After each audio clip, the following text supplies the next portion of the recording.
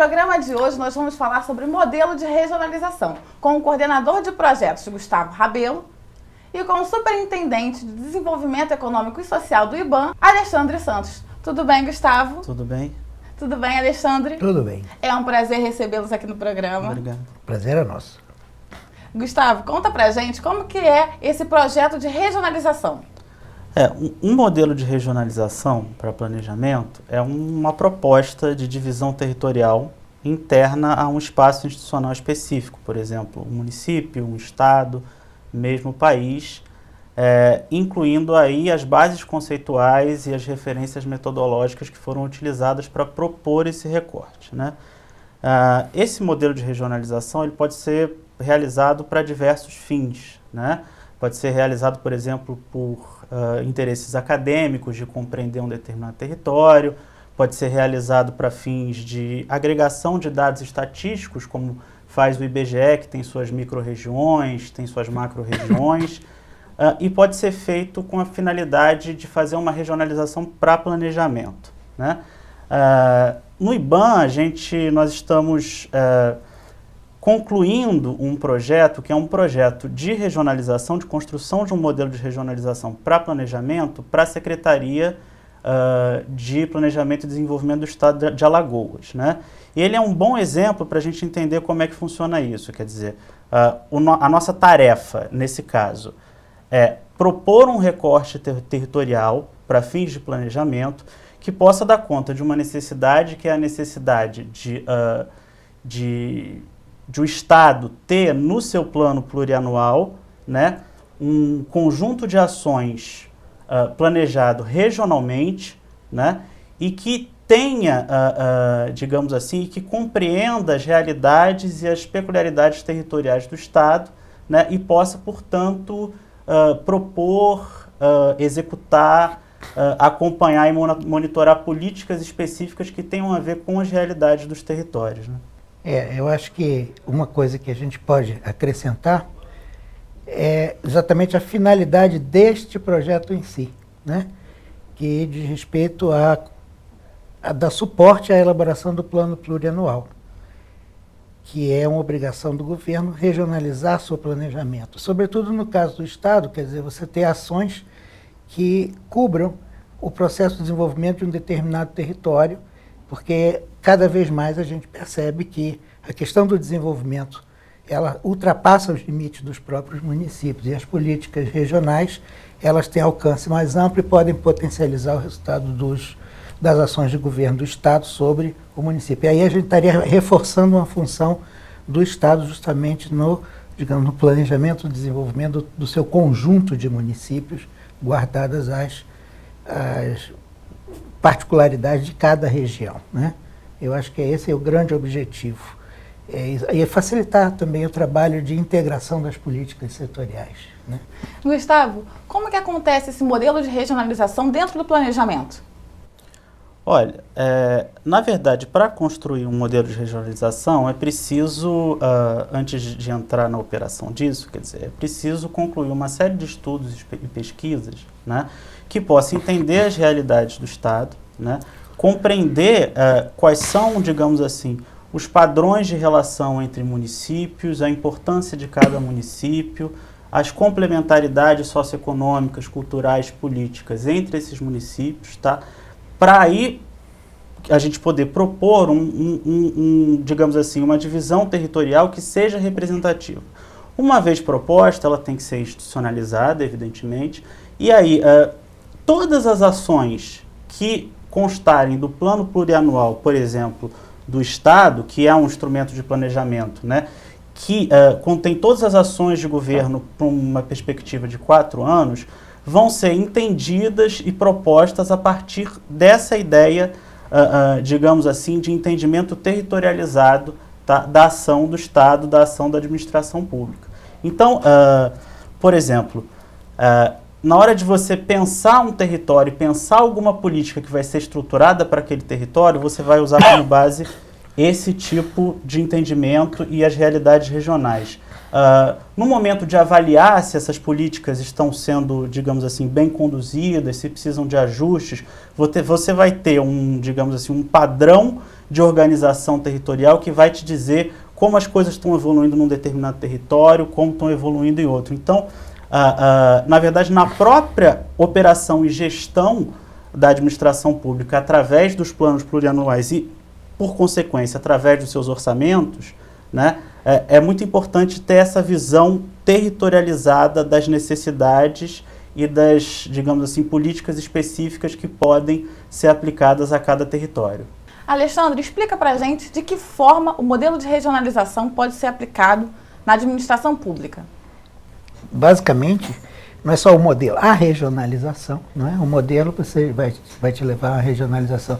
É uma necessidade para a administração pública em diferentes escalas. O governo federal pratica isso, dos diferentes focos ou objetivos que você pretende com essa regionalização. No caso específico da administração, por exemplo, de um determinado território, o primeiro grande benefício é exatamente a integração entre as várias políticas setoriais que vão incidir sobre esse território, sobre a necessidade de desenvolvimento que você pretende alcançar, não é? E esse é o principal objetivo. Se você está falando de um programa como um plano plurianual, onde o Estado tem que regionalizar as suas ações sobre o território, a importância, primeiro, é o próprio cumprimento da exigência, e segundo, é a necessidade dele ter um pouco de sinergia, ter mais sinergia nas suas ações setoriais, no sentido de convergir para um mesmo objetivo, que seria, vamos dizer, em tese, o desenvolvimento sustentável daquela região. Promoção, a mudança de paradigma, de parâmetros de desenvolvimento, de patamares de desenvolvimento, a integração do território. Você pega um estado, por exemplo, como o Rio de Janeiro, né? Você tem regiões muito díspares, não é? A região norte fluminense, por exemplo, é bastante diferente do resto do estado. Então, você está fazendo um planejamento da ação de governo, você quer, bom, eu quero reestruturar, requalificar aquele território de maneira que você consiga uma melhor distribuição de benefícios, de recursos públicos, no sentido de alavancar outras oportunidades, enfim. Essa é o grande sentido. Na verdade, é o sentido do próprio planejamento, né? Numa escala regional, onde você não está focado apenas num município, mas num conjunto de municípios que tem algum tipo de heterogeneidade, de homogeneidade, como o Gustavo mencionou. Cultural, econômica, enfim. Física, às vezes, né? Política e tudo. E de que forma que esse modelo ele pode atingir o cidadão? Como que isso reflete na vida dele? O modelo em si não. O que vai incidir sobre o cidadão são as políticas, não é? Se você tem uma política coerente, regionalizada, que pensa o território como um todo, ela vai trazer muito mais benefício do que ações pontuais que vão atender a demandas que não têm sinergia, não tem uma convergência. Que não levam em consideração as potencialidades específicas daquele território, as características específicas daquele território, as diferenças entre os territórios e o que é preciso fazer para nivelar um pouco essa relação e assim por diante.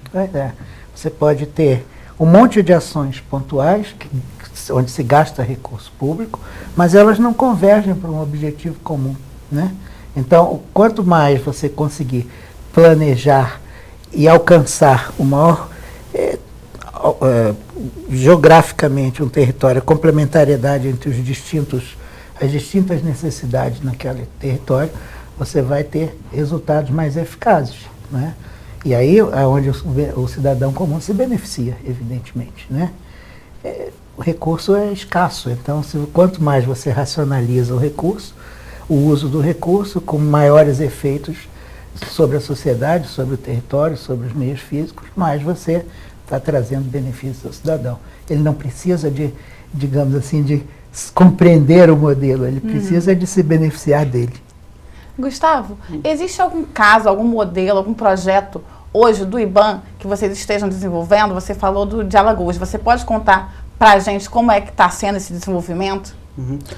Vou falar então um pouco da metodologia que a gente usou para fazer esse trabalho está em conclusão, né? Quer dizer, dentro do contexto de tudo que a gente disse, o mais importante no início de um trabalho desse, né, é planejar uma série de ações para tentar compreender o território que vai ser objeto de análise, objeto de pesquisa, né, e que vai ser usado para a proposição de um modelo de regionalização, né.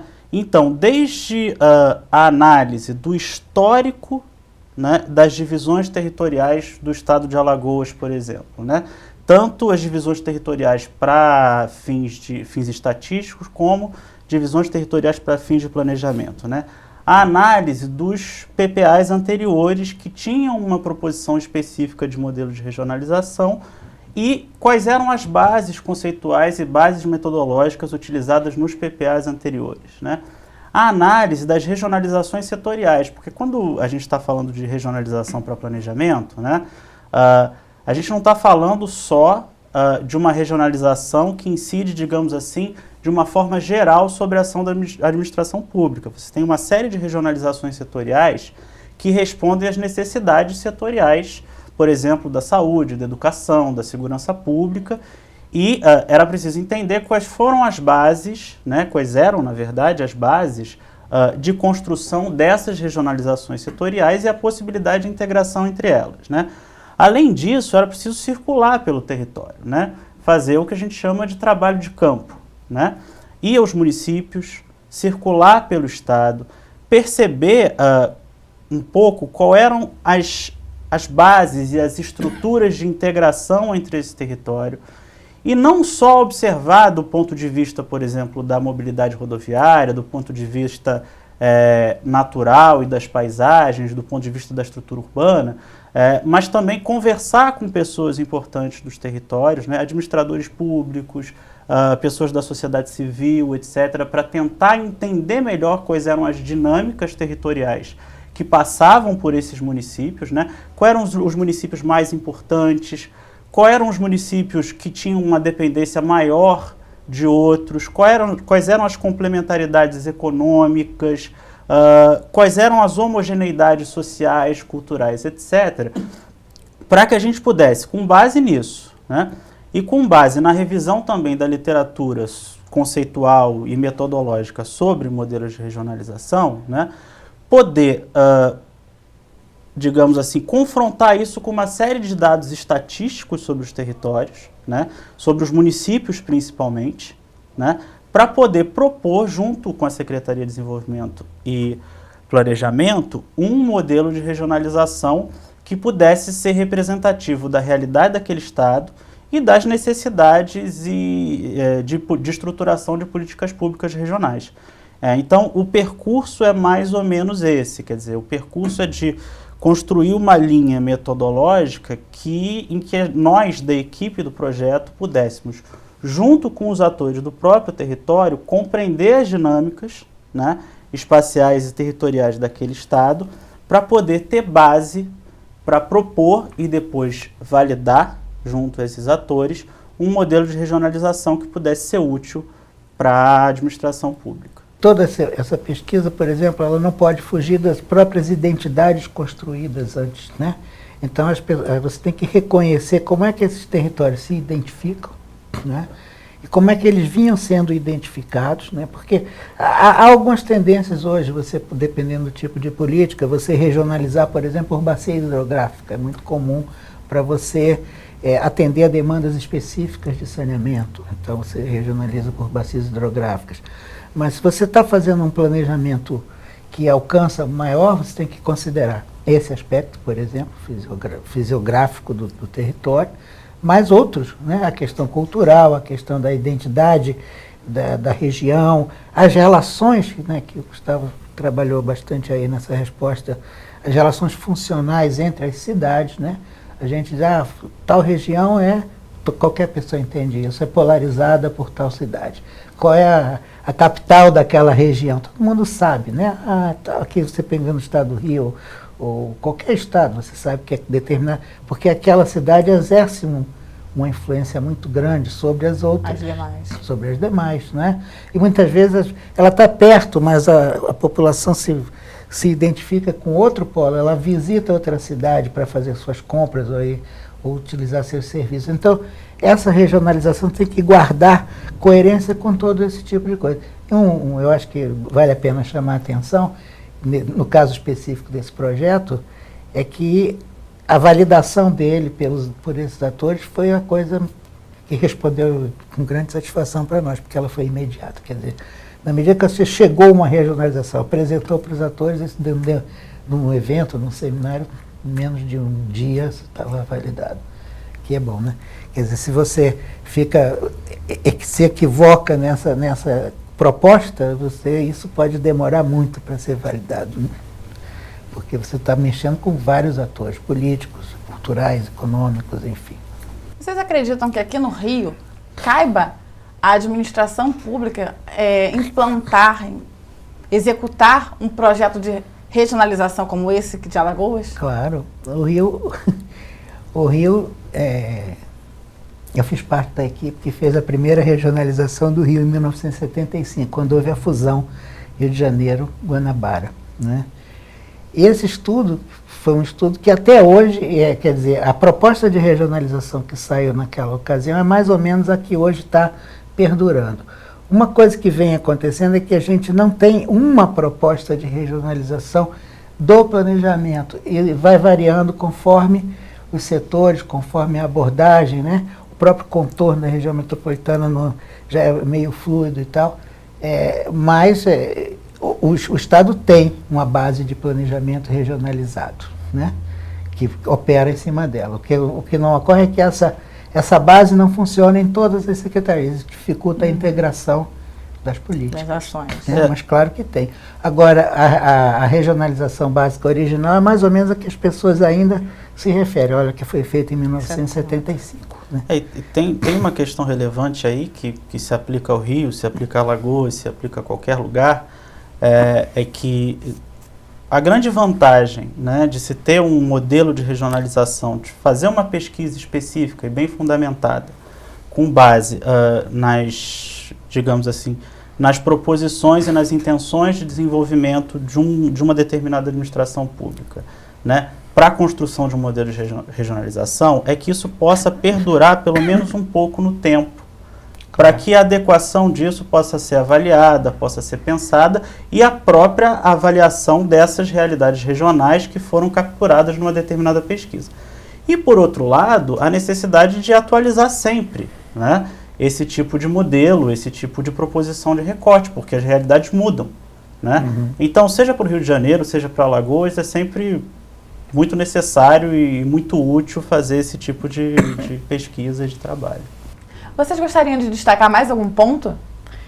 Não, só agradecer a oportunidade da gente estar aqui conversando sobre esse assunto, lembrar que isso resulta de uma parceria entre o IBAM e o Conselho, não é? Uma parceria onde a gente vem explorando em várias ocasiões temas relacionados à gestão municipal, e lembrar também que para falar de município, cada vez mais hoje, a gente tem que falar de governos estaduais, políticas públicas, né?